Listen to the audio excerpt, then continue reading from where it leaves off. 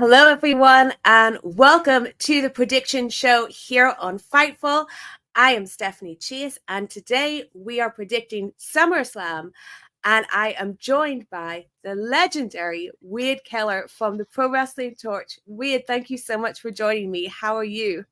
I'm doing great, Stephanie. Good to be on with you. It'll be the roles reversed because you've been a guest on my show a few times recently, so this will be fun. You know, Wade, I don't want to embarrass you, but I was talking to a friend last night and saying that I had invited you on my show, and I actually said to him, "I'm so nervous to host with Wade. I feel so weird hosting. It's like asking David Bowie to be your backing singer." Oh, wow. Okay. Well, I'll take that. I'll take that. A little embarrassed, but thank you. So that's how I feel right now. But I'm so Yeah. excited to talk to you about SummerSlam. It is a 7-match card, which is a big card for WWE because they usually do like 5 or 6. So we've got some really big matches to go through. The order that we're going to go through them in is completely made up by me because I think as we'll get into, it's quite unclear what the SummerSlam main event is. But I'm excited to talk to you about it, Wade. Everyone watching, I want to know as well what your predictions are for SummerSlam. You can send those in the chat. You can send us a super chat, which helps me out a lot, and I will read it on screen. But before we get into it, let's hear a little word from our overlord, Sean Rossap, who's going to tell us about our sponsor, BetOnline.AG. BetOnline.AG is the official betting partner of Fightful. 100% of the time when you get the odds from Fightful, they are coming from BetOnline.AG. And it's not just wrestling, it's not just MMA and boxing. It's football, it's basketball, baseball, hockey. They have the earliest lines. You can bet big with the high limits and rebet functionality. They have the fastest payouts with winnings paid in minutes and the industry's best bonuses on every qualifying deposit. They've been trusted for 25 plus years. It's not some fly-by-night company. BetOnline.AG has been there. They've done that. In addition, they're trusted by millions. They've got VIP rewards programs and a ton of popular games. BetOnline.AG, that's where I go to make my bets. That's where I suggest you go to, my friends. Please just bet what you can and bet responsibly. BetOnline.AG, thank you. Now, Wade, I'm heading to SummerSlam, actually. Well, I say hopefully just because I'm a person from the UK, currently living in Canada, crossing the border to the US. So always a little nerve-wracking, but I am heading there on Friday, and it's a show that like looks really good to me. Like, what's your excitement level for it? Oh, I think this is a really good example of what a good place WWE is in right now. I mean, they just they know who they are. They've got their top wrestlers in place. They've got 2 separate brands with their own identities, but each contributing to the show. There's a lot of title matches, which is both good and bad. I mean, in a sense, that make, like you mentioned, it's hard to know what the main event's going to be because of match order. But I will say that I don't feel that they're putting the title matches on this show because they're title matches. They're putting them on the show because the wrestlers involved feel like their rivalry merits being included on SummerSlam. And it is more matches than usual, but it's also not nearly as many matches as AEW puts on. There's a lot of good wrestlers in WWE who aren't making this show. But if the goal is to serve the fans and not overstay your welcome, I think they put together a really strong lineup here. Yeah, I think so too. I know I was at Money in the Bank as well that had 5 or 6 matches, I think 6. And I also was at Forbidden Door, and I did say that I thought Forbidden Door was way too many. And then the pushback on WWE is maybe it's way too little. And I think that what they did at Money in the Bank, it was probably too little, but then they didn't do matches that I thought were unnecessary. Like, for example, there was no Liv Morgan match because they were waiting for Rhea to come back, and now we're getting the big Liv Morgan match. So I think it's really good, and it's a good example of how Triple H seems to book these pay-per-views where it's not like everyone deserves to be in the card. It's the matches that have been really built up, put on the card at the right time. So I think the lineup is great, and yeah, it's proper hard to see what's going to go on last. Do you have a feeling of what they might do last? Yeah, I've been discussing it for a couple of weeks as its lineup really took shape. I mean, the safe default position is Cody Rhodes versus Solo Sikoa, because Cody's their top baby face. That's their top championship. The tipping point, I think, for a lot of people, including me, is if Paul Heyman or Roman Reigns is going to make an appearance, then that's going to be at the end of the show, because that's such a big deal. So my leaning is that way. But I mean, in terms of what the crowd is going to be interested in most, I mean, you can make a case for Liv Morgan and Rhea Ripley.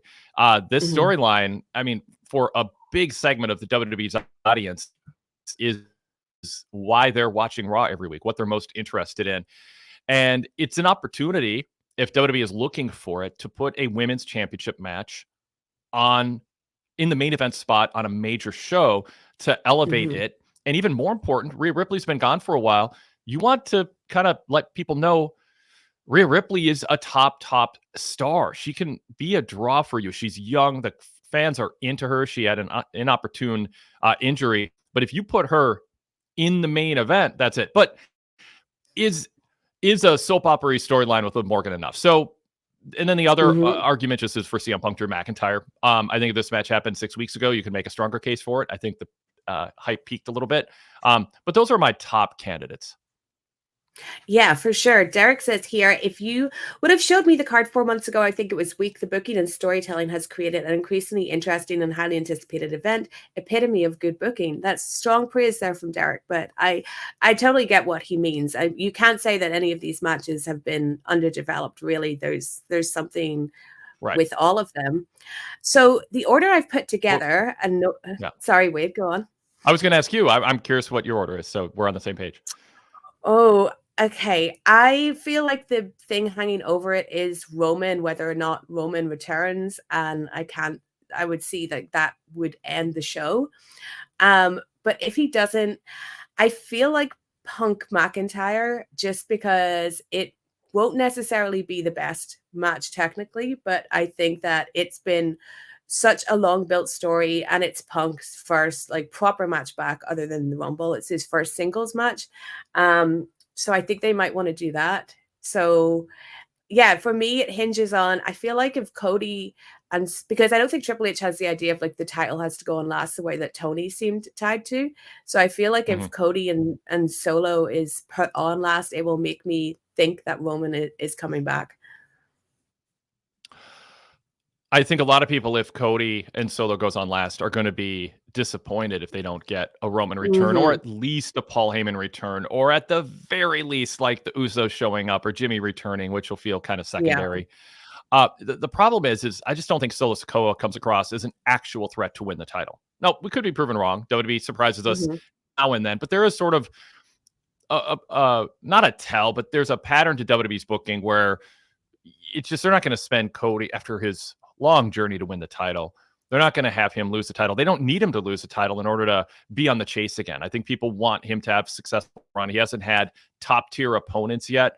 And so to me, Cody keeping the title and facing higher, I say higher members of the Bloodline, but who is that, unless it's Jacob Fatu, and they haven't fully signaled that he's going to be the top guy yet. He could still end up being the crazed sidekick to Solo. But I think right now the fans looks at Jacob Fatu as the more intriguing of the two contenders. So if Solo was a stronger contender and people thought he might win, then I wouldn't even have the asterisk of, well, only if Roman or Heyman show up. But again, Cody's their top star, their top full-time active babyface, and that is the top title. So I think that's the safe, smart pick to go on last. For sure. Well, let's get into the card. The order that I've decided to talk about them in is how interesting I think they are to talk about. So that's what I went with, because they're all pretty interesting, but there are levels to this. So no offense to any of the performers that are watching. I'm going to start off with Bayley versus Nia Jax, a women's championship match. Nia Jax, Queen of the Ring. Bayley, I think for this one, Bayley's title win at WrestleMania felt big just because people have like so much respect for Bayley and felt like sometimes that she's kind of more of like the bridesmaid of the four horsewomen, and they wanted her to get that big moment. But I don't think she's been booked very well as champion. And I think the first time that it seemed she was really getting anything that you could sink your teeth into was with Nia becoming Queen of the Ring and Nia being set up as her challenger, and Nia having this alliance with Tiffany Stratton. So this one I think is pretty hard to predict because Tiffany does loom over it. I'm going to predict Nia wins. I think if anyone is going to make Nia Jax champion, it would be Triple H to do it with this story of Tiffany. But will Tiffany cash in? I'm not sure if they'll want to spend that already, but before we get into that, I'll ask you your thoughts, Wade. What do you think about Bayley versus Nia Jax? I think at this stage of the rivalry, they're with Tiffany and Nia Jax, they're teasing the cash in, I think, somewhat clumsily at times or in a forced way. It wasn't really buying that Tiffany would do that at this stage. I think they want that pairing to be together for longer before they actually do a breakup or a cash in. I'm not ruling out the possibility Tiffany cashes in and then Nia's really mad, but that would constitute a turn probably, or Nia resenting her but still being linked with her. Those don't ring as they don't strike me as the more likely possibilities. I think what we see as a more likely possibility is Bayley winning and keeping the title for a while, and Nia Jax getting a title coming up short in this title shot, and then Tiffany getting a title shot, even with the Money in the Bank, and them kind of going back and forth for a while with chasing Bayley. I just think it's the beginning of the feud, and I think and even more so, it's the beginning of the dynamic between Tiffany and Nia. I think they put them together, and I could be wrong, but I don't think they put them together to have a quick breakup. I think there's potential there for them to play off each other. So when I think about the finishes to this match, the finishes of this match go through the filter of how can they extend the Tiffany Nia Jax dynamic and stretch it out. And if you have Nia Jax win and Tiffany cash in successfully right away, you've, I think, spent months of storyline right away. So I'm kind of leaning towards Bayley somehow retaining the title and then them circling back somehow to a rematch later on. I think the more I think about it, the biggest reason I can see for Tiffany not cashing in is probably capitalism and WWE wanting Tiffany to have like the most custom briefcase possible. We haven't seen that yet. You're right. Yep. Yep. Like sell that to little girls, go for it. So that's the main reason I actually think she might keep the briefcase.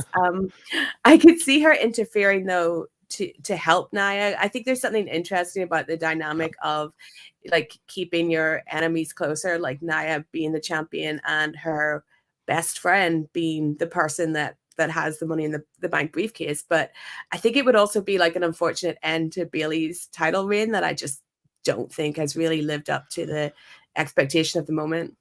I'm with you on Bayley. I've ever since she returned, I've asked, is she into this or just sort of in her collect a paycheck mode of her career? She's accomplished so much and she's had setbacks in her injuries, and people say, no, she shows up, she's enthusiastic and seems into her job and all that. So I think she and her fans are on a search for a magical moment for her again, where it does feel like she is a centerpiece, top attraction in the women's division. Part of it is it's just hard to compete with what Rhea Ripley's been doing in the Liv Morgan storyline, and I get that. And she's a little bit in the shadow of Becky Lynch when Becky Lynch is around, and when Charlotte's around, she's portrayed as a bigger star. So all that works against her. But part of it is Bayley just hasn't really found her groove as a character at this point. The kind of forced laugh. There's remnants of her prior personas that are just sort of patchwork together right now, and I don't think she's found a focus even as champion. And it also hurts that there's two women's titles. So, you're always kind of, when there's two singles titles that are sort of equal to each other in a company, whoever has one of the belts, you're always imagining, okay, which one is the real top champion? And Bayley's in a way losing that battle right now, despite the fact that, it's not Charlotte or Becky or Sasha Banks who are on top.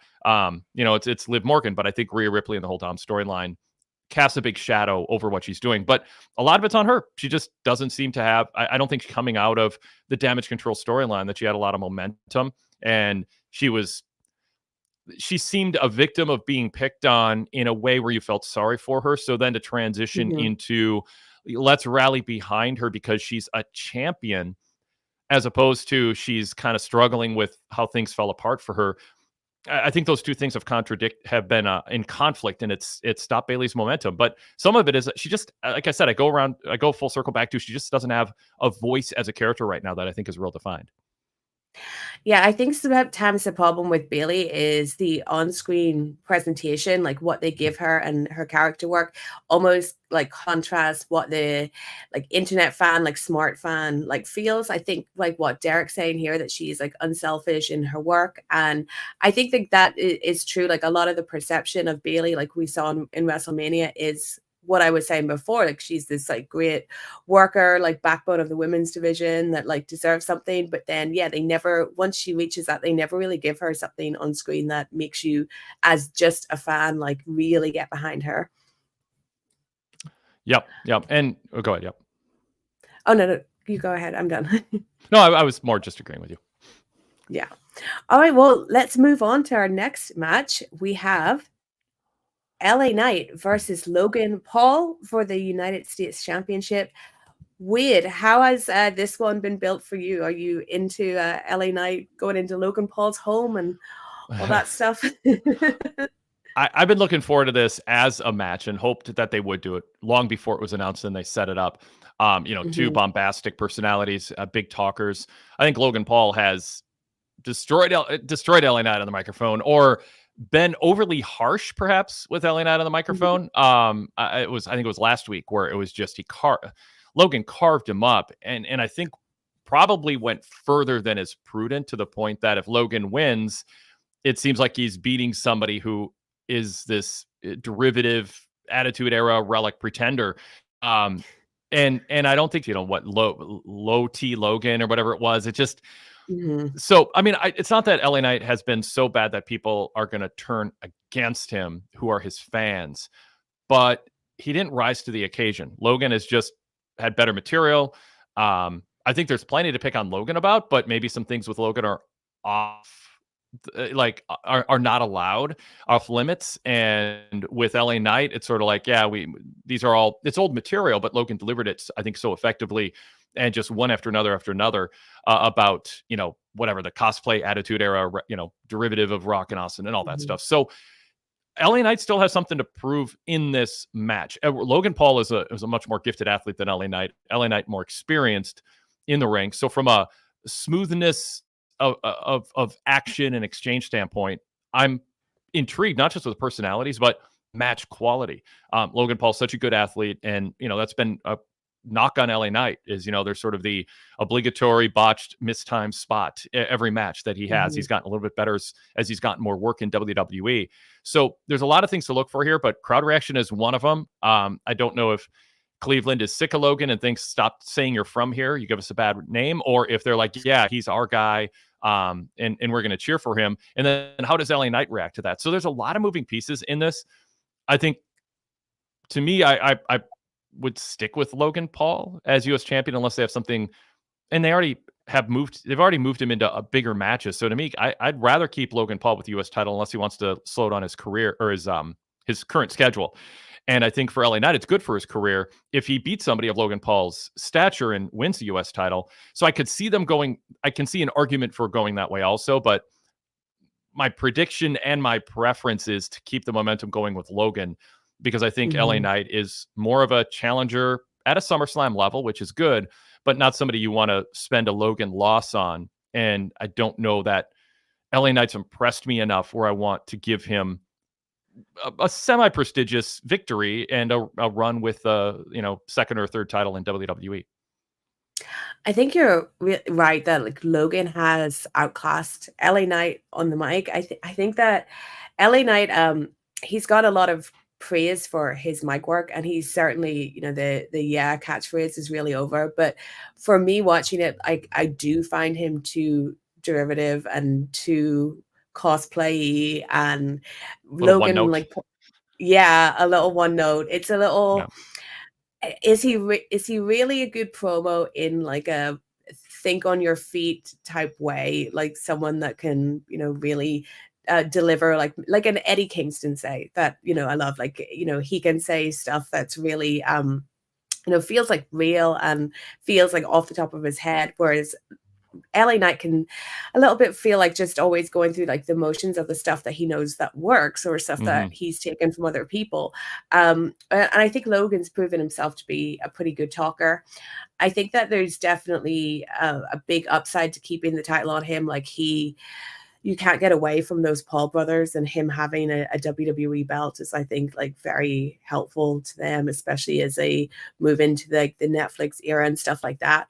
But then I also think like with LA Knight, how many times can he lose or just like not get something? You know, how long has it been that we've been like, oh, LA Knight's gonna get this, or he might get Money in the Bank, or he and they're obviously high on him and they keep him on TV, but yeah, how many times can we go through this with him? Like, he has to win something eventually, or he just seems like someone that the company's not actually behind, but knows that a portion of the fan base really likes. So I am tempted to say that LA Knight wins, but that it's a short title reign that Logan ends up getting it back from him quite quickly. Yeah, that's a good option. Yeah, it's a good option to throw into the mix for a discussion, which is LA Knight wins it and Logan wins it back, and they extend this feud. That wouldn't I wouldn't rule that out as a possibility if they think they have more material to work with here. I just am not sure they have more material to work with here. I shouldn't say that. I mean, they can do it. I don't know if there's a fresh new chapter, but they can kind of continue what they've been doing. Maybe give LA Knight a little bit better material to work with, maybe help him out a little bit. So, you know, he's not doing some low T thing that doesn't really catch on. But you're right. As far as LA Knight goes, I mean, at some point for him to keep the fans who see him as somebody who was a potential headliner at one point, I think WWE management, creative, top brass, other wrestlers saw him as a little bit more of a flavor of the month. And somebody that you capitalize on while the fans are reacting to him that way. But let's be real, there's not enough there in the ring or on the microphone to sustain being a top guy. So I don't think WWE is in search of a big win for LA Knight. I think they see him as a good SummerSlam opponent to lose to Logan, and then they move LA Knight to a mid-card feud, and he's a good upper mid-card guy. But Logan is a crossover big-time star, and I just I get the sense that they see LA Knight as a guy to feed to Logan Paul to give Logan a win. I mean, I do, but I'm it's not so open and shut that my jaw will be dropped if they give LA Knight a win. I think it'll be a boost for LA Knight fans if that happens, because it will, like you say, give him a statement win that he's been looking for, and maybe give fans a reason to stick with him and not see him as somebody who, was just a flavor of the month. I think the layout of this match will be really interesting of whether it's good or not, because Logan has had some really impressive performances that are impressive because he's not like a trained wrestler, hasn't been doing this for very long. And but he's very good at doing like the big spot, you know, like his moment with Ricochet at the Rumble and stuff like that, something that you can almost kind of rehearse. And LA Knight isn't really a guy that there's like a big spectacular spot to do with. That he's more of a, I don't want to say boring, but boring like mechanical wrestler than we usually see like Logan in with, where he can do something that just like wows the crowd. Lady B says, I still think Logan versus Cena is coming. I think they're absolutely going to do that match before Cena retires.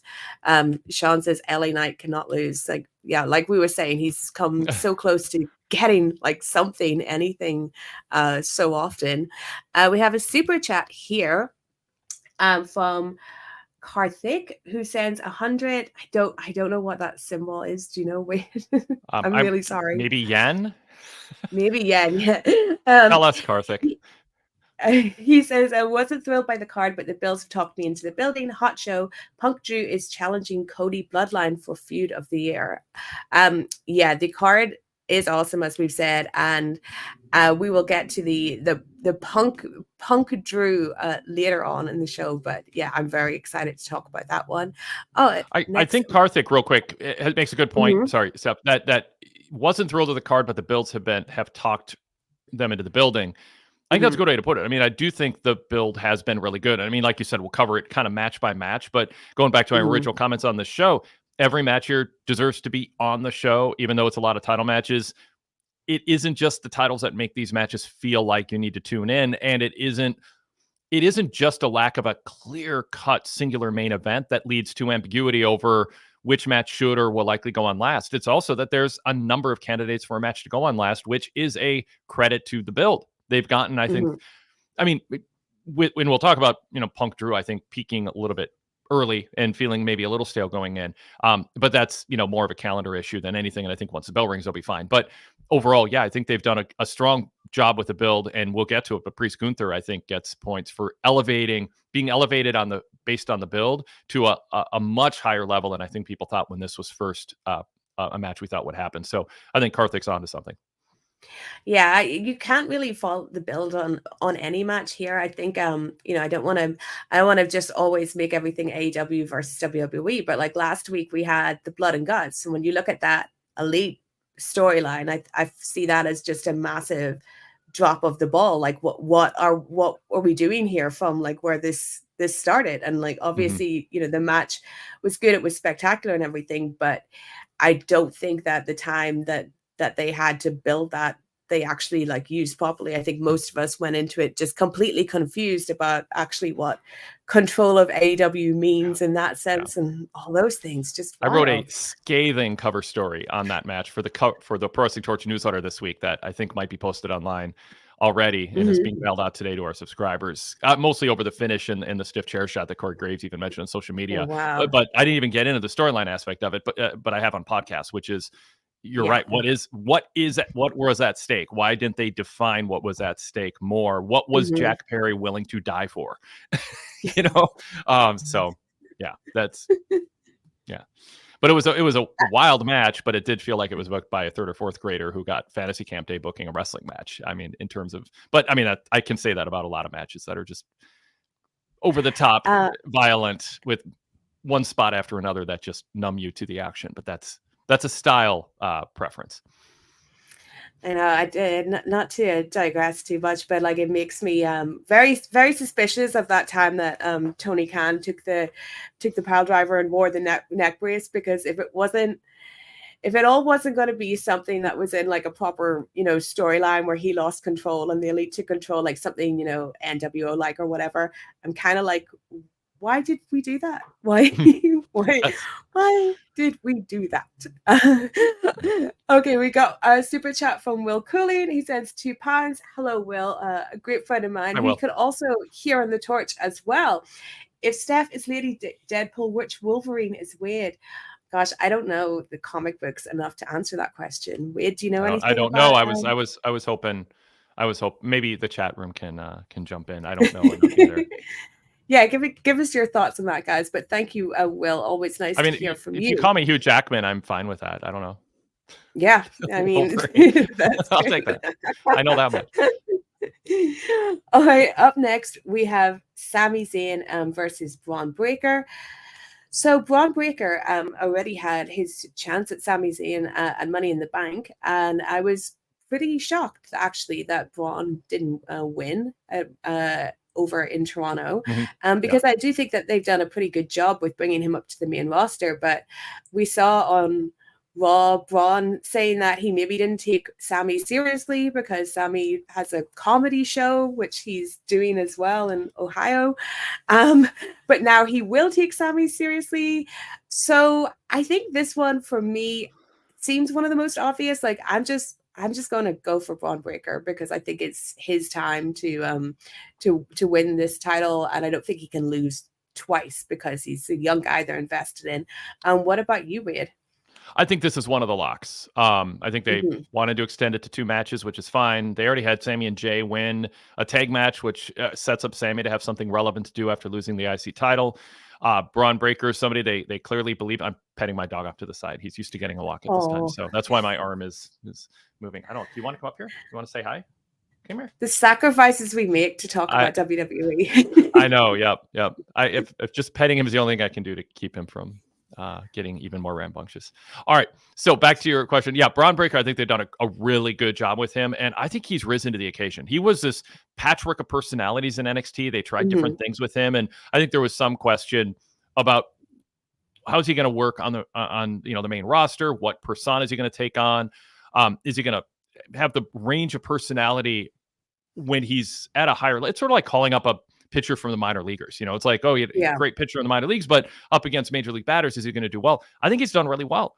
I feel like he is going to break somebody in half for real too often. Like I hope that isn't actually a problem. But watching it does seem like, and part of it is just, Dragunov just takes crazy bumps and you think he dies every time that he takes bumps. But those two together.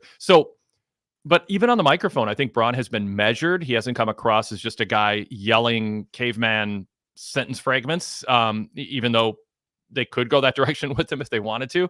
The more soft-spoken negotiator with Adam Pearce and all that, there's something there to work with. And I don't think it's good for him to have a setback against Sami again. They've told the story. He underestimated him. Sami gave a nice spirited rebuttal to that, giving his fans hope. But based on, the last angle they did with those two, giving Sami the upper hand, I think Bron Breakker wins. And I think he should. Yeah, and I think freeing Sami up from this, like if we're going towards another bloodline explosion, different types of bloodlines, he might be someone that's involved with that, like given his history with the bloodline before. So yeah, I could see. I really don't see Sami winning this. I think I think this is the most obvious result of all the ones we're going to talk to. We have another super chat. By the way, I think it'll be a really good match too. Like I think these two will have really. I think it will as well. Yeah. I thought their match at Money in the Bank was good, but I think they'll build upon it this time. And Sami is. I think that was meant to leave something more. I'm sorry, Seth. I think that was meant to leave something more for them to do in a rematch. They knew a rematch was coming. That first match was good, but it felt like whetting your appetite for more at SummerSlam, and that's smart to do, by the way, especially when you're not the main event. You don't need to, always try to steal the show. Sometimes you want to be a good part of a show. For sure. Just Ricardo sends $2 and says, "Hi, Steph. Nice to meet you. Nice to meet you too, Ricardo." Ricardo added, "That was dumb. Nice to meet you, Wade." I don't know why it was dumb to say nice to meet you, Stephanie, but also on all caps says nice to meet you, Wade. So maybe that's what Ricardo meant. Either way, good to meet you, Ricardo. Oh, that was dumb. Nice to meet you, Wade. Okay, I get it now. Okay. Yeah. Well, yes. I think what he means is he met you before and he meant to say Wade and he typed Steph and now he's feeling dumb, but he didn't want to do another super chat to draw attention to the correction. Hey, leaving a super chat is never dumb. there are no dumb super chats. That is correct, yes. Okay, let's go on now to Damian Priest versus Gunther. I'll let you take the lead on this one, Wade. How do you feel about the build of this one so far and what we've seen from Gunther, especially? You say especially Gunther. I think it's been equal. I think Gunther's a bigger star. I mean, no question. He's gonna, if he doesn't win here, gonna win soon and become world heavyweight champion. But Gunther is absolutely been spectacular. I mean, his persona of this just sort of level-headed, old school, professorial, intimidating, credible, dominant. I mean, I'm thinking of all these adjectives. I think he's exceeded the expectations even of fans of him when he was Walter wrestling internationally. I just think he's exceeded that. So, one thing WWE does really well is they take somebody and they say, what is the best setting to feature their personality and have them get themselves across? And with Gunther, it's standing on the stage with that big screen behind him. And there's this aura of just supreme confidence that could cause some fans to cheer for him, because wrestling fans historically kind of, there's been a side of that, a side of the fan base that will cheer for that. But then he gets arrogant and mean. And I think in tandem with this Damian Priest storyline, it's been great, because I think Priest weirdly turned out to be a perfect opponent for Gunther at this time in Gunther's run, because Priest looked like a weak opponent at the beginning, but the way that Priest has said, I was raised in the streets, I didn't have I wasn't given nothing was handed to me. I had to work for everything. I've been through hard times. That has turned him babyface sort of gradually. Everyone's sort of been with him every step of the way to like, hey, I like this guy. He's putting up with all these,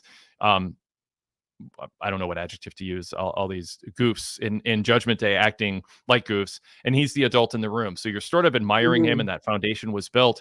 But then to have Gunther just look down on him because he didn't get to go to the best wrestling school. He didn't have people telling him how great he was from the beginning. I think they've told just a really, really effective storyline, and Damian Priest has risen to the occasion. I don't think Damian is a top tier guy perpetually. I think you feed him to Gunther to strengthen Gunther, but from a fan interest standpoint, I think people are going to be really behind cheering Damian Priest in a way that I would not have predicted they could accomplish through storytelling 6 weeks ago. So they get a grade for the build here. Like you said, Stephanie, Gunther has been fantastic, but Damian Priest in his promos has been really good, and the story and the contrast to the personalities and their backgrounds has been a strong build from WWE's creative team. Yeah, I think this has benefited Damian so much because I think when he won the title, because he held the briefcase for so long, that a lot of people thought of him as like a transitional champion, that he was, just there for the next person that they really wanted to be the champion. And I think putting him in a feud with Gunther, where he's really been able to show some of his best attributes, has really worked. And Gunther, to me, there's been a lot of wild things that has happened in WWE over the past couple of years, but them like getting Gunther is one of the most unexpected things to me. Like, as someone that saw him in Europe before he came to WWE, just the idea that they would get him and present him like that. Because to me, like, Gunther's the scariest wrestler on TV. It's not any of the Wyatt Six. It's Gunther, because if he doesn't like school you in the ring, he'll say something really horrible and cutting to you, or you're just like, oh, okay. And with such like with such authority and stuff as well. So I love the presentation of Gunther. This one, to me, it's hard to predict because I'm always shocked when Gunther loses. I was shocked when Sami beat him, but that was the right time. And Damian, I feel, would it be bad to take the title off him now when he's kind of like finding his footing more as champion than he's been, and when all the Judgment Day stuff is going on? And yeah, him and Rhea are the adults in the room, and I love that they are the serious ones that can talk to each other. While all this other like mess and drama is going on, like, why is Carlito there? Who knows?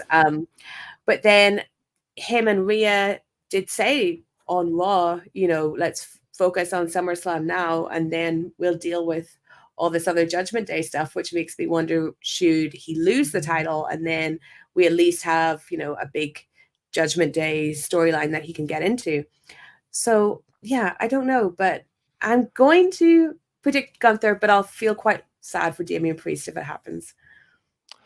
Yeah, I mean, it's a matter of time. It's a matter of weeks if he doesn't win Saturday, if Gunther doesn't win the title Saturday.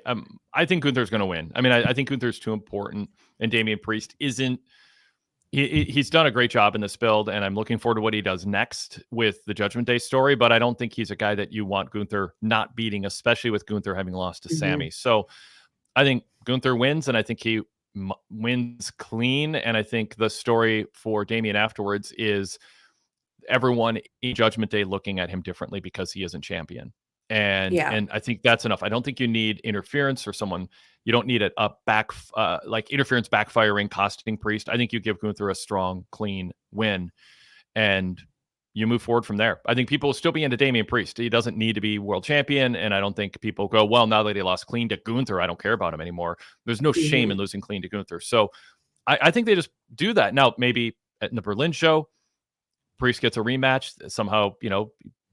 Maybe they've got a good story in mind for that. Maybe they heat up another challenger pretty quickly for him. Obviously, you can make the case Gunther winning in Berlin makes more sense historically. It's more, I don't know, like a cooler moment for Gunther to win there. But I think then you have to have a screwy finish, and you have to have Gunther lose again. And I just don't think you want to do that at SummerSlam.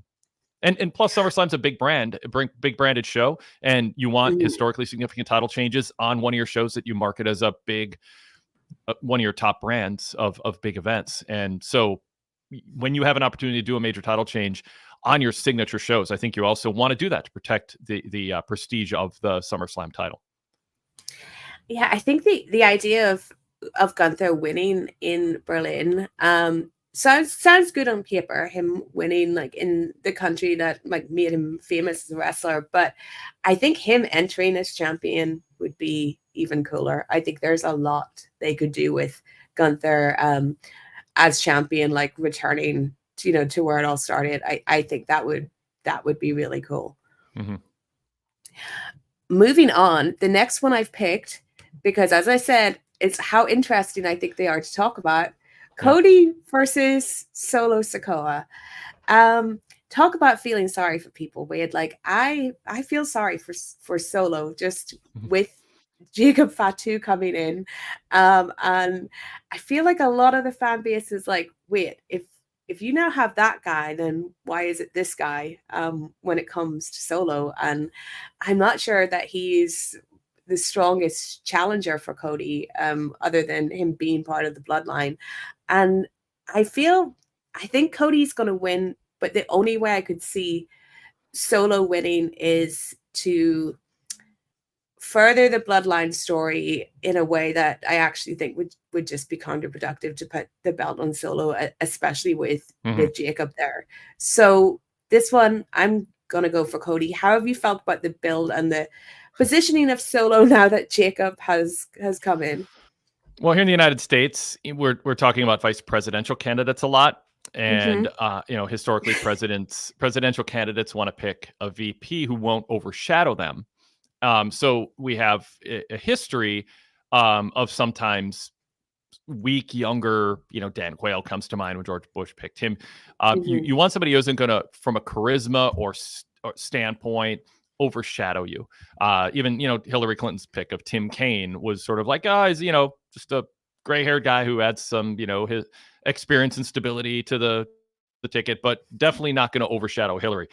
Jacob Fatu, if he was supposed to be the vice president to Solo as a leader of the bloodline, is overshadowing him.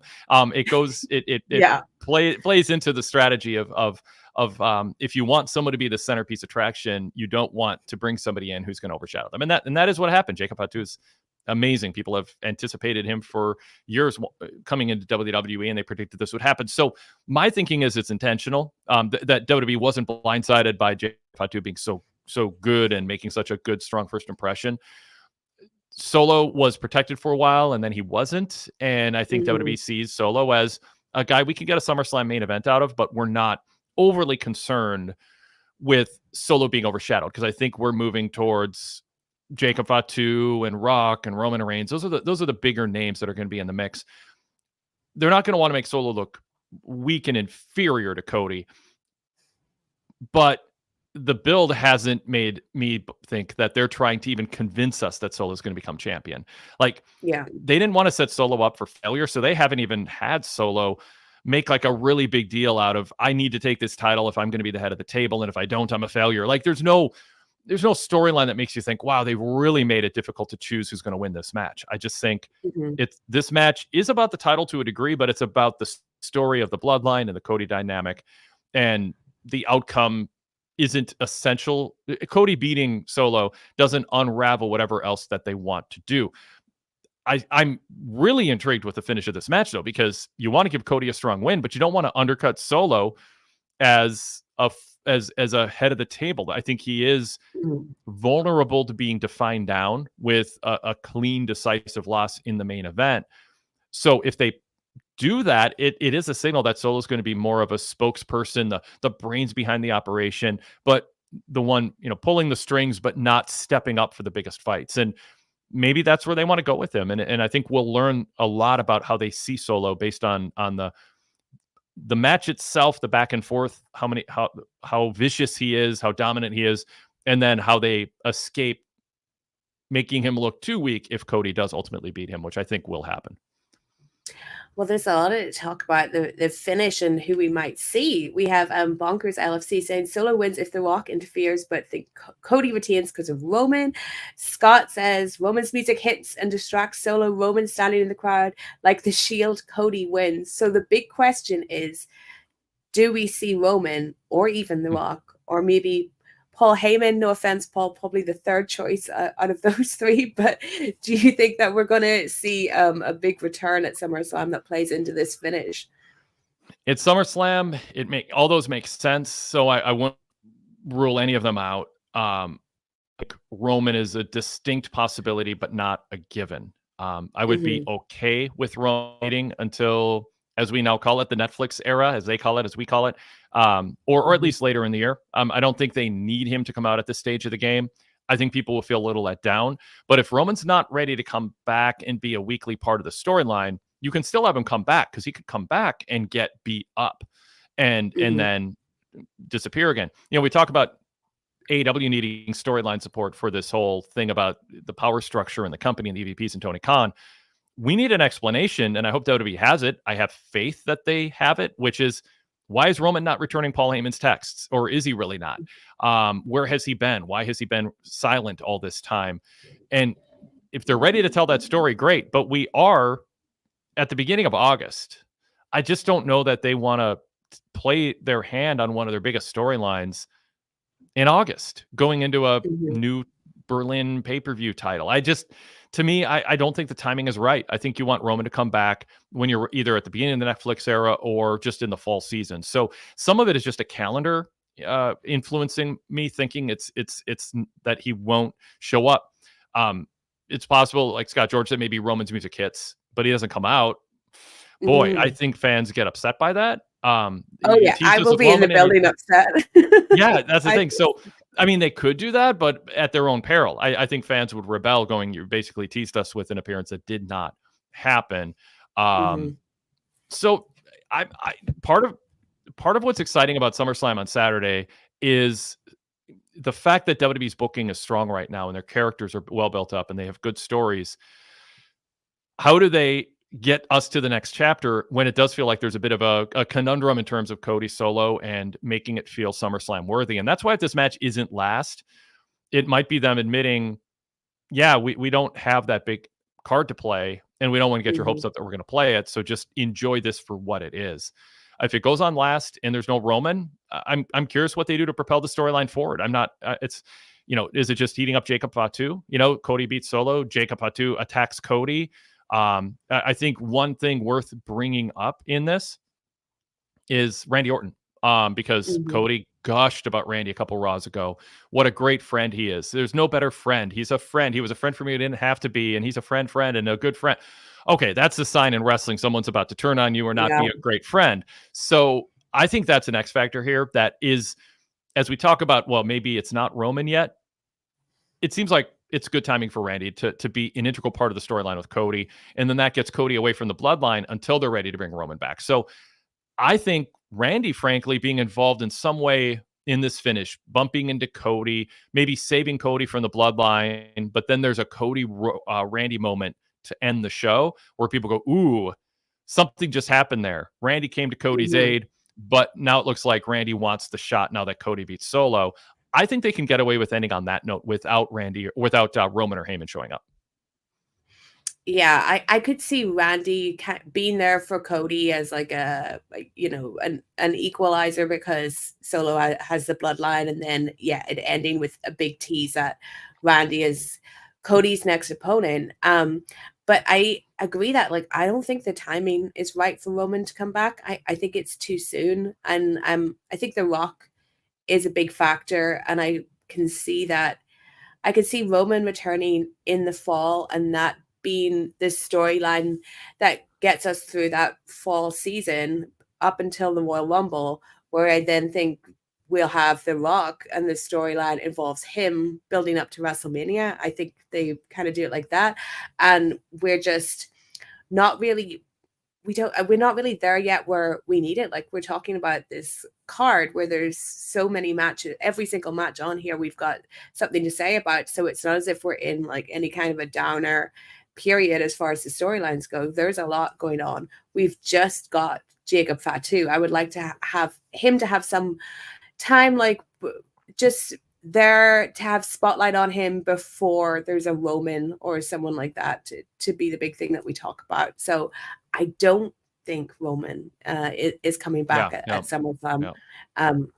But yeah, I do like your idea about Randy being the tease that we get.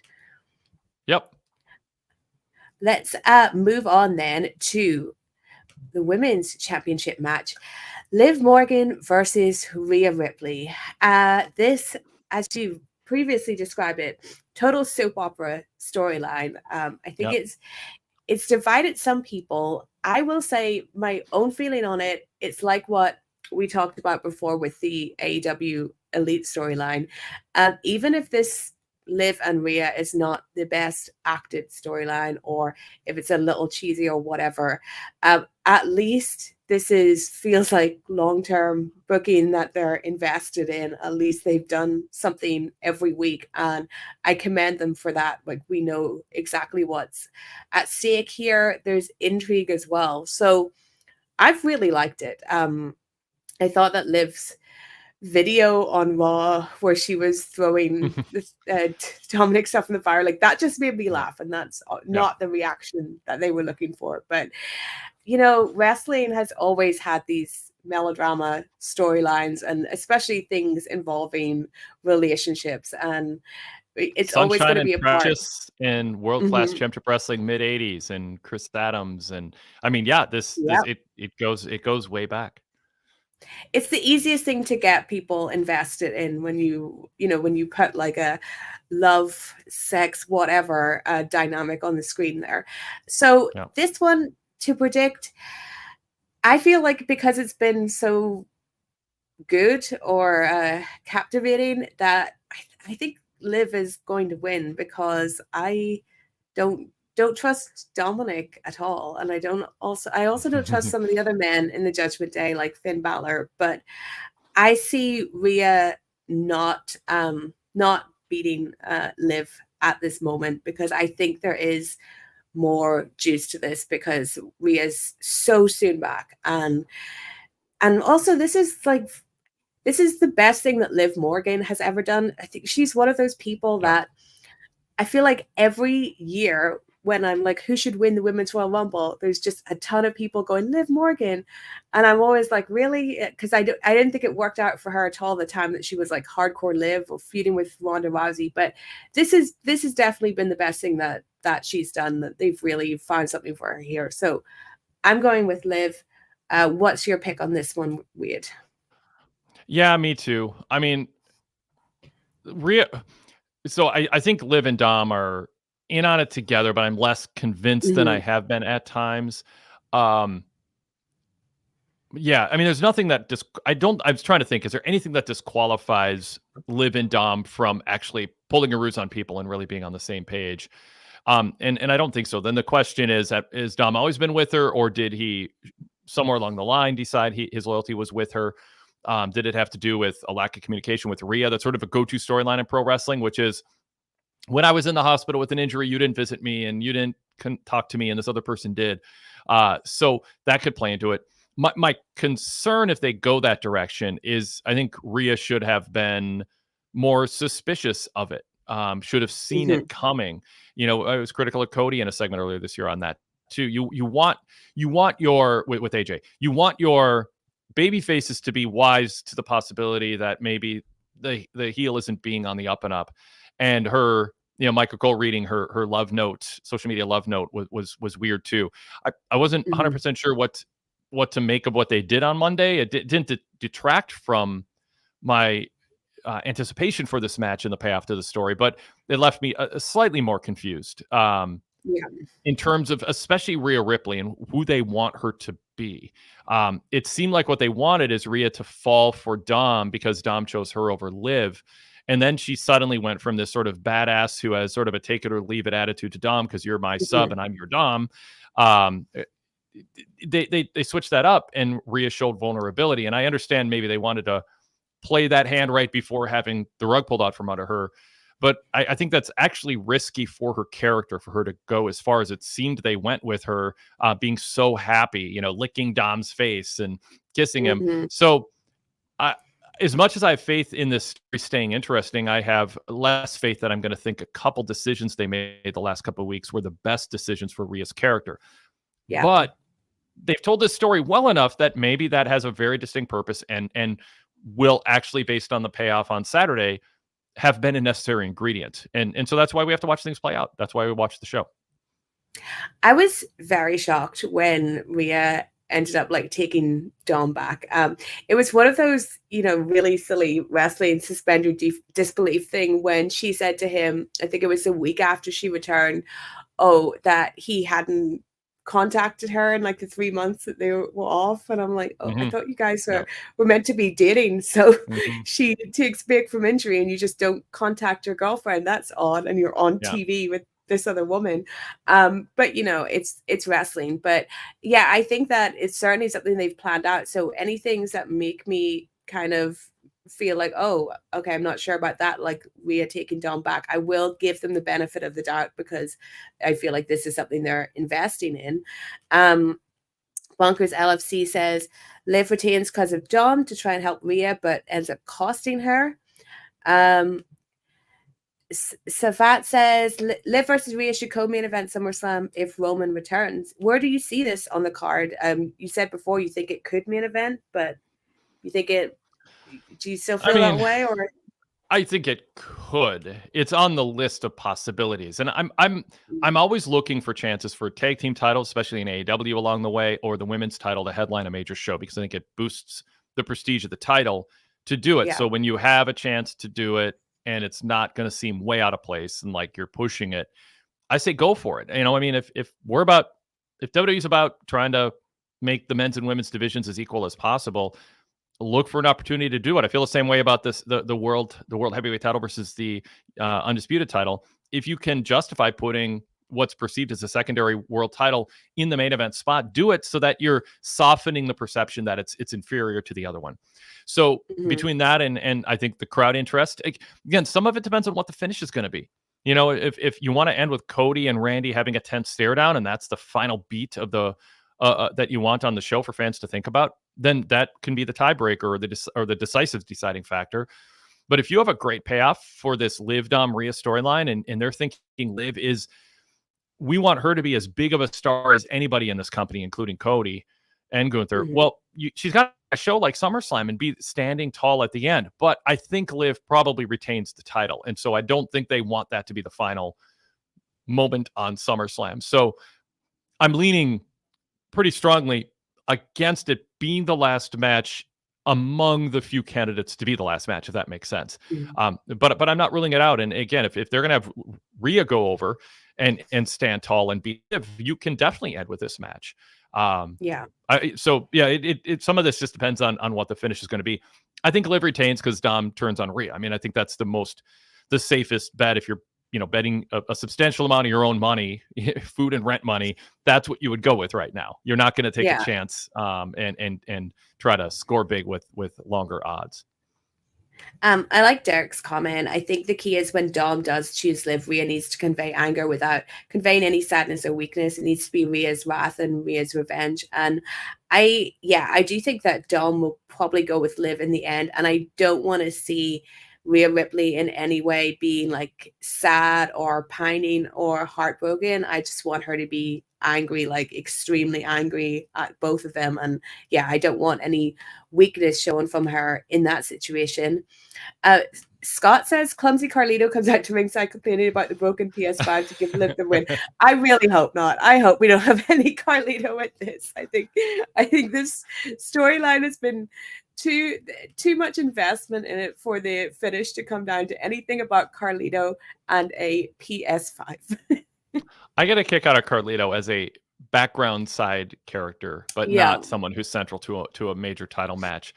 To me, I think the finish of this match sets up Rhea and Priest against Liv and Dom. Maybe, I don't know if you can get Balor in the mix on that or not. It felt like they were teasing Balor and Liv having a thing for a little while, and now it seems like they moved away from that. So I don't know if that was I feel like that red herring, maybe. Those are the words I was about to say. Red herring, like it's just they threw something in there to get us to talk, but they don't want us leaning strongly that direction. So to me, Priest and Rhea against Dom and Liv feels like an unfair fight, but one fans would pay to see. Okay, we've got to our final match now, and maybe it was a controversial decision, but I give the spot to CM Punk and Drew McIntyre, and I think it's just because I love talking about CM Punk. So I did say I was doing it in order of what I thought was most fun to talk about. So Punk and Drew, everyone knows that I'm openly biased towards Punk, but I'll just say a few things at the beginning here about this feud. I'm really, really into it. I think they've done a tremendous job with it, but I do think that Drew has been the star of this feud. I think he's really outclassed Punk anytime they've had to go head to head. And it is still so strange for me to see Punk in a WWE ring. And I think Drew being so good has made Punk seem even more awkward than the whole thing already is of him being back. And I thought that was quite evident on Raw when he was very, just putting in those long pauses for people to cheer. And it wasn't quite coming as organically as you might have thought it would. Yeah. But then I also think that Drew's in a good position where there is so much material you can have on CM Punk if you're allowed to go for it. And I wrote about this week, about this stuff that Drew has been saying. And I pretty much said that all the stuff that happened with Punk in AEW, the brawl out stuff, and the Wembley thing, all the stuff that where Punk proved to everyone that he is basically a dickhead that can't get along with people. I feel like WWE is making money out of this in a way that AEW wasn't able to, even to the point where we've seen Drew last weekend take a photo with Jack Perry. A lot of this feud is based on this perception of Punk and Drew being able to say these things. He's even mentioned Colt Cabana on social media. So Drew might be the first guy to make big money out of all the drama that Punk caused in AEW. As far as Seth Rollins goes, I wish he wasn't there. To be honest, I don't think that it's needed for the feud. I think that Punk is trying to do a SummerSlam 97 with Shawn Michaels as a referee, with Undertaker and Brett. And I know that everyone has such reverence for everything that Brett has done, and me too. I'm in Canada now, but I don't think we need to pay tribute to everything that's ever happened. So like Punk said, it's kind of a hat on a hat, which might be what Seth's outfit is at SummerSlam. Who knows? But a bit of a ramble, but I'm really excited for it. I think Drew has to win because of all this stuff that's happened to him. But I'm interested to get your thoughts, Wade, on everything regarding this feud. Yeah, so on our post show that we do on YouTube after Raw, we spent a lot of time talking on the PW post show about the Seth Drew Punk dynamic, and whether Seth has become more of a distraction. And I think in a way he's not adding to this match, but I think he's probably going to be essential to finish. So Seth is in there to move on to the next thing. Maybe Seth costs Punk the match and Drew gets the win, but then Seth goes after, Punk wants revenge on Seth. So, Maria said that in the chat room. Seth was a bit of a clown show. I think there's a serious edge to what Drew and CM Punk are doing.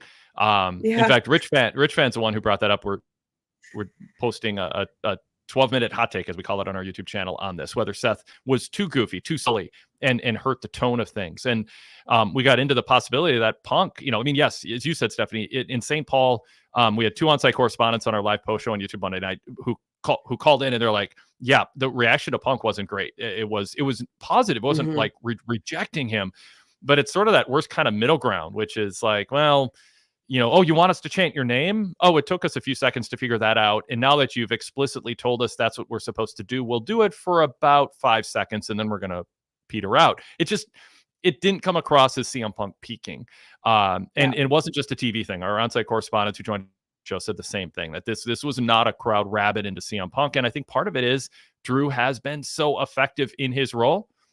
I also think it's tough when you have another babyface sharing the spotlight. Punk is in an unfortunate position where I think WWE fans, Seth is more of a WWE guy, and he's been a workhorse and he's been loyal to the brand, and he's defended him on social media and wanted to be the guy propping up the brand and standing up for the brand. And Punk is not an interloper. He's a returning hero in a way, but he's also a guy returning without the cause that defined his character, which was anti-corporate, anti-Vince McMahon. You know, I think people feel good about the WWE brand. He can't be anti-WWE. It was an issue in AEW too. You know, it was only a matter of time, I guess. But at first, he was very pro AEW, pro Tony Khan. I think CM Punk's character feeds off of discontent that fans relate to.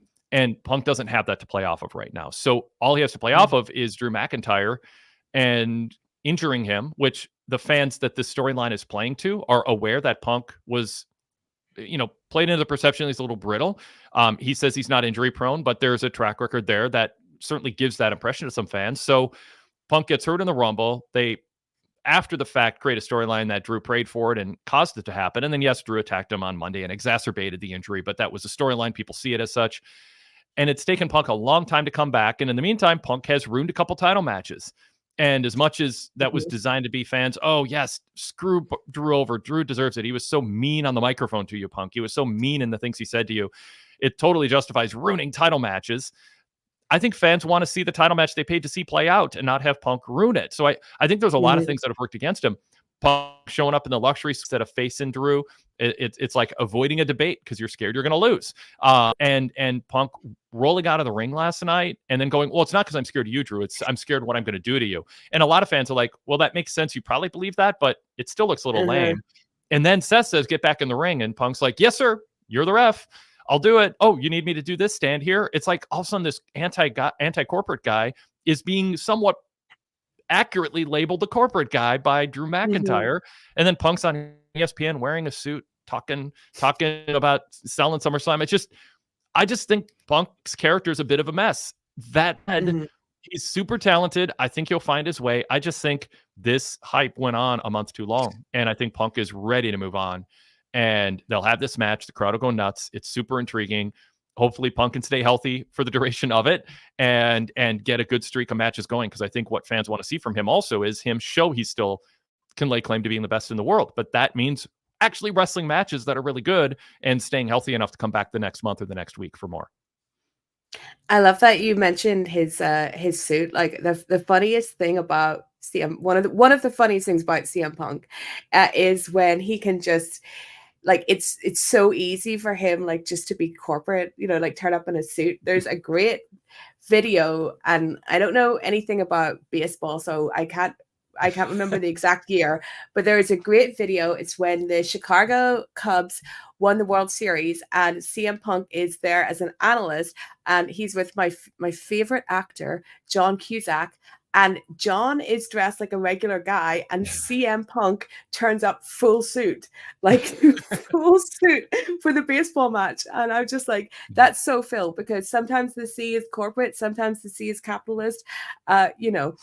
But I think, like, to me, like, Punk, he is the heel in this. I know, like, he's not meant to be, but he has, you know, Drew injured him. That happens in wrestling, but he has really messed with this guy's life. And I think another big problem is, as a Punk fan, all his best stuff is completely based in reality, whether it's the pipe bomb or stuff he did with Eddie Kingston and MJF in AEW. And he doesn't have that with Drew. Drew is being CM Punk in this feud. He is saying this stuff where you're shocked by it, and you're worried that they've gone too far. And that is true. He's being the truth teller. Whereas Punk, like, what can you really say about Drew? You know, the guy got fired once. Okay, he says that all the time. There's not really like a big thing that he has in him. And I think they almost tried to bring in, you know, some more like emotional stuff on Punk's end with this whole like bracelet. But it's not as if in AEW we saw Larry the Dog way more than we've done in WWE. I don't think we've ever seen him. AJ has like never come out, so it's not as if we kind of have that he's been presented as this kind of like wife and dog family man in a way, where like the bracelet really. And at the end of the day, I mean, like, it is just a bracelet. It's not even like his wedding ring or something, you know.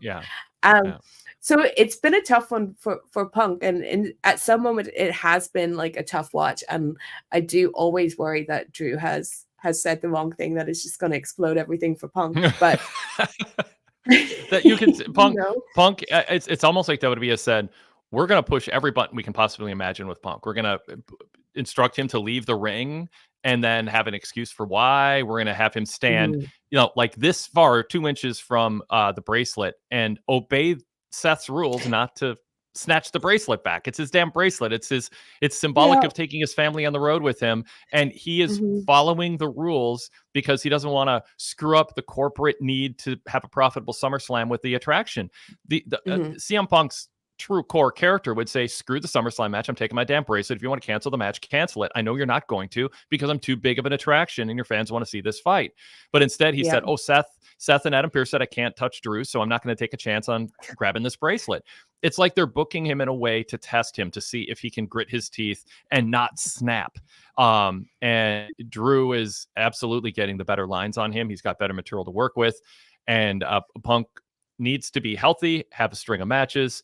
But I'm curious if it's Seth versus Punk, who do fans cheer? How do they book that? I mean, what Punk needs is a clear cut heel that he actually wrestles, who isn't as good on the microphone as him, who Punk can go after. And is Punk sharp enough to go after, say, Logan Paul right now if they were to cross paths, or would Logan school him? But I mean, I think Punk just needs to move on from this situation. It's taken up too much time, but I'm not sure that Seth is the right follow-up either to get Punk back on track. We'll see.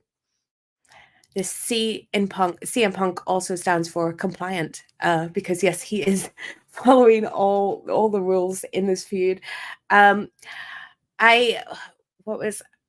feel like this has a real like danger of, and it's another Bret Hart thing, that Drew comes out of it as the babyface, and it's a like Austin Bret kind of turn thing too, because Punk has just done so much stuff to Drew that I can't see the crowd not being in a way like behind him. I think we've lost Wade there for a sec, so I'm just going to go through some of your comments. Fernando says Drew has been killing it and is the MVP of this angle. I completely agree. He also says Drew deserves to win this match. And if you're wondering when the Cubs won the World Series, it was 2016. Thanks, George. And hi to Connor. Fernando says the match ends the Drew and Punk feud, and a long, intense storyline with Punk and Seth will begin. Yeah, I think we're definitely heading in the direction of Seth going down a feud with Punk. And they have a lot of history. And when, Punk first came back, it looked like they were setting up a match for them at WrestleMania. And I actually there's a video on my YouTube channel if you're interested in like the whole history of CM Punk and Seth Rollins, like actually hating each other and going back and forth in interviews and stuff. So check that out. But I can see Seth being in here to set up an upcoming storyline with CM Punk. Maria says, I think AJ is going to get involved in the match and distract Drew and help Punk win. I was thinking about that, if there is a possibility that AJ could get involved, just because she's been mentioned. We have the whole bracelet thing. And then Drew has mentioned his wife as well. And we have seen her. We saw her at WrestleMania when he won the title. And I think there's a lot of, since Punk has been back in WWE, like there's a lot of support for AJ Lee coming back into the company. It's someone that fans would love to see. And if I could see her coming back at any time, it would be for this. But as well, I think that she's such an influential figure in women's wrestling, especially now looking at, people like Roxanne Perez, Cora Jade, and even Sky Blue over in AEW. It feels like a lot of the young female wrestlers are doing an AJ Lee imitation.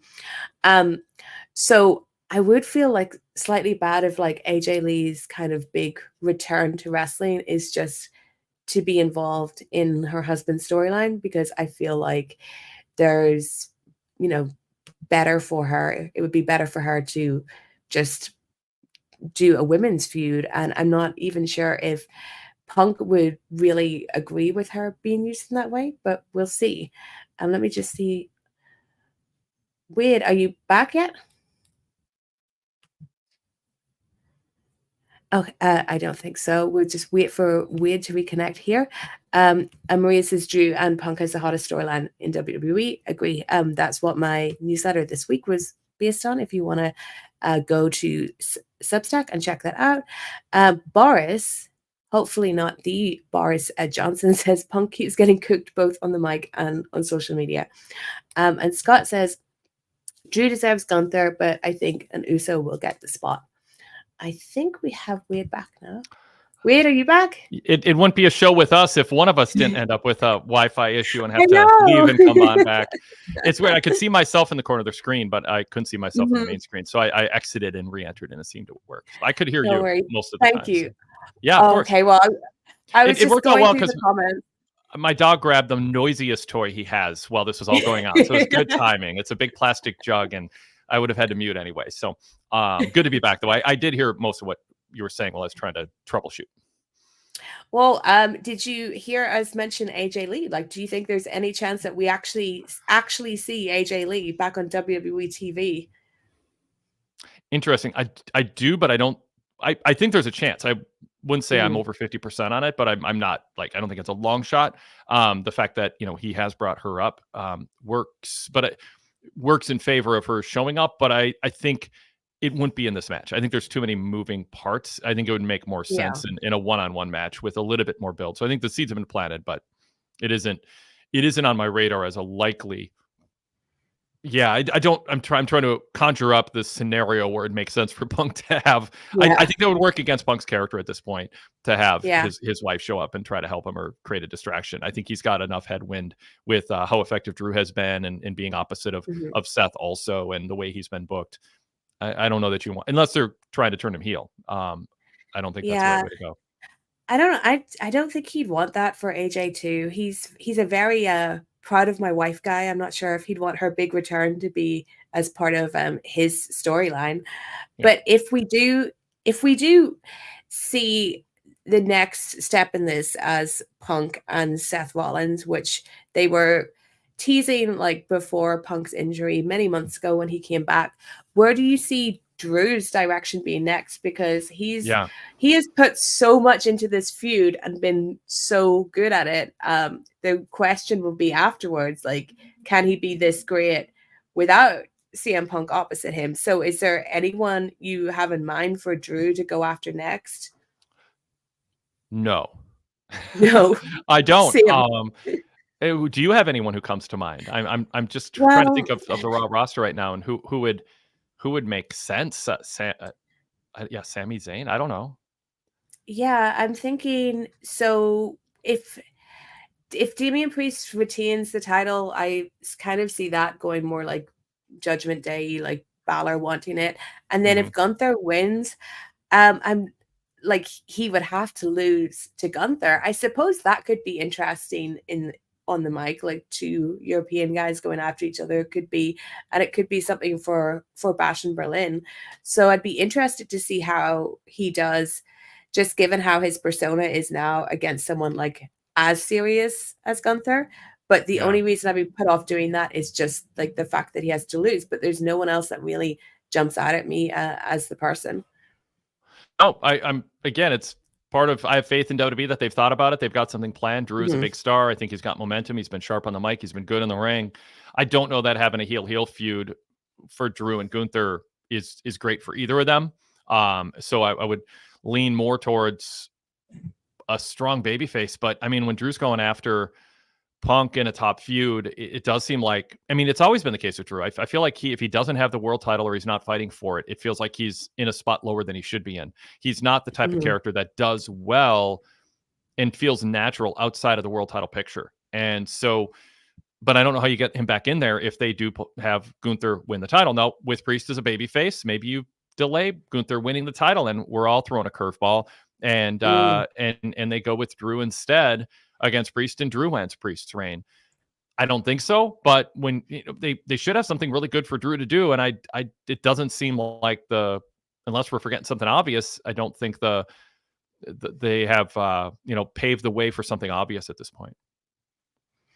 Okay, final prediction. I'm going with CM Punk wins thanks to Seth Rollins, where he does something resembling Shawn Michaels, and we get that. But yeah, sorry, did I say Punk there? I meant Drew. Drew wins this one because I of believe Seth. that Yep. he has to because of Seth. Yes, and you would. I'm with you on that. Okay. When we think about who Drew can wrestle next, and we're looking for a baby face, if they want to go somewhere different with Punk, then Seth could cost Drew the match, give Punk the win, and then you have a ready-made feud of Drew versus Seth. I mean, is that fresh enough? Can you do that? Oh, the dog's making a little appearance in the corner there. Oh, hello, finally. Hey, bud. Emo. Hi. Yes, your walk is soon, bud. Yeah. He knows we're coming to the end. He's been listening, and he's like, "This is the last match." He's been following along. Yep. There he is. Hello. Yeah. So really, I mean, I think someone's going to win because Seth does something. I mean, that's why he's in this match, right? So either in a Seth Drew makes sense in a face heel dynamic better than Seth Punk. So maybe Punk moves on to something completely different, and maybe Punk goes after Gunther next. And so, but then I almost need, so Seth costs Drew the match. Punk gets a win. He earns a title shot against Gunther as a result, and then Seth and Drew go fight for the rest of summer. Gunther, Joy, Punk. I'd be really up for seeing it. Punk is an ex-MMA guy. What's Gunther ever done? True. Yeah. One that I really hope we don't get. Fernando must be messing with us here. He says Drew versus the Wyatt Six. No, just keep him away from all that. And Maria says the fans have been waiting for Seth versus Punk, and I think so. As I said, they've telegraphed it before. Yeah, the issue is that healthy for Punk to be against somebody who might get more cheers, and how does Punk handle that, especially if Seth's very silly and over the top and all that, but when Seth gets serious, he might outduel Punk, but maybe Punk's up for it. I mean, obviously Punk's a master of the microphone. There's no reason to think he's completely lost it. He's showing more than a glimpse of having a real sharp edge to his mic work. So maybe, but is Punk dressing down Seth for being over the top with a gimmick that fans love to participate in going to resonate well? I mean, I just don't know if you're WWE, you want split allegiance that can be bad for Punk and also not great for Seth. I just think everyone should just be matched up heel face. Let fans cheer for, not have to choose between two people they like or two people they don't like at this point. I truly worry when Punk has to promo against Seth, because given Seth's outfits and everything, it sometimes leads Punk into coming out with things where I'm watching at home being like, oh no, you didn't just say that. It's very much like when you're watching MJF with any non-American. You're like, please. Yes. Well, Wade, when I asked you to do this, I said it's usually like 30 to 45 minutes, and I kept you and Emo for an hour and 23 here. So thank God it wasn't an AEW pay-per-view, or we'd be on all That's right. Oh God, yeah. Yeah. But it's been so amazing to talk with you, Wade, and this card, it's a great card. So it was a great show to have you on, because every single match, like, we had a lot to say on and a lot to dissect. So thank you very much for your time today. Please tell everyone where they can find you and everything you're doing now with the Torch on YouTube. So on YouTube, it's just search PW Torch or youtube.com/PW Torch. We do live post shows after Raw, Dynamite, and SmackDown. We have on-site correspondence, video callers, rotation of co-hosts, so it's not the same people you're hearing from every week. It's a real fun. We have real good, just like you do, a lot of chat room regulars and good interaction with them. We stream live. You can find the link at pwtorch.com. My main website, in my TV reports during Raw, Dynamite, and SmackDown. I do detailed write-ups with analysis. And finally, we have tons of podcasts. So search Wade Keller on your podcast app, and you can download the post shows if you prefer to listen in podcast format. That's a red logo show. When you search Wade Keller, we have our blue logo show. That's our main flagship, along with some cool flashbacks and big name interviews. That includes yesterday's flagship with Greg Parks. We covered a lot of AEW and WWE topics. And then finally, search PW Torch, and you get a whole other lineup of shows from a whole variety of hosts with shows dedicated to AEW, WWE.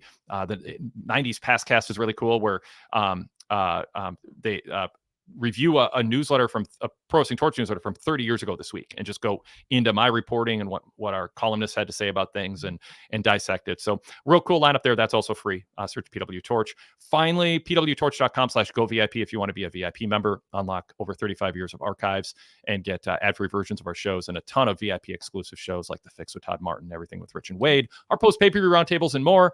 We're on Patreon, Spotify, and more. pwtorch.com/govip. Well, I introduced you as a legend, Wade, and you are. And one of the coolest things that's happened to me over the past couple of months is getting to do things with you, getting to be on your Dynamite Post show. It's just been really awesome to get to actually talk to you, and having you on here was fantastic. So thank you so much. Awesome. It's been great doing shows with you, Stephanie. And I'm really enjoy conversation with you about wrestling. It's been a fun addition to the rotation to get to talk wrestling with you regularly, and it's been fun having you host and being thrown to instead of throwing to you. It's a little, in some ways, more relaxing. Although there's something about sort of being in charge of the topics that's relaxing, but not having to be in charge of the chat and all that. So anyway, it's been fun. You have a good group of chatters here too. Yes, thank you everyone that has tuned in to watch us. It's been really great having so much activity on the chat. The next time you'll see me here on Fightful is going to be at the end of August, where I'll be talking about Bash in Berlin, as well as AEW All In. God knows how long that one will be. Oh, man. I know. Yeah. So stay tuned to my Twitter, and I'll tell you who will be joining me for those shows. You can find me on Twitter at Stephanie M. Chase. You can find me here on YouTube at Stephanie Chase Wrestling. I just last week uploaded an interview with Athena from Ring of Honor, the Ring of Honor Women's Champion. I have a big interview coming tomorrow that I will be putting up as well. So make sure you're subscribed. With who? Sorry. I'm not going to say weird. I can't give it away. I know. I figured that. That's why. You gotta give them something, you gotta give them anticipation of who it will be. But I promise it won't disappoint, guys, right? It's not an indie worker, no offense. And also go find me on Substack, where I've started writing weekly about things in wrestling. And this week I wrote all about CM Punk versus Drew McIntyre, and why I've liked the feud so much, and all the Punk AEW stuff. And I also talk about WrestleMania in London and that possibility, and what I, as a party pooper downer person, think about the idea of WrestleMania in London. So go check that out, guys. Thank you so much, Wade. Thank you to Emo as well, who sacrificed his walk. I hope you guys have a lovely walk. It's like 90 degrees. He won't last long anyway. So but he's happy. Thank you so much, Wade. And I'll see you all again next time. Bye. Thanks for having me on.